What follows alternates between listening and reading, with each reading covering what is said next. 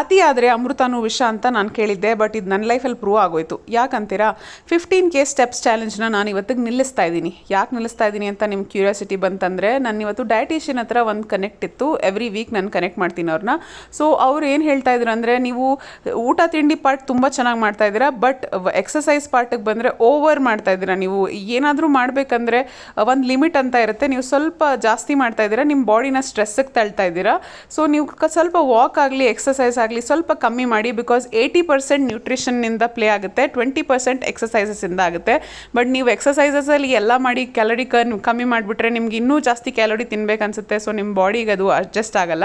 ದಯವಿಟ್ಟು ವಾಕ್ ಕಮ್ಮಿ ಮಾಡಿ ಅಂತ ಹೇಳಿದ್ರು.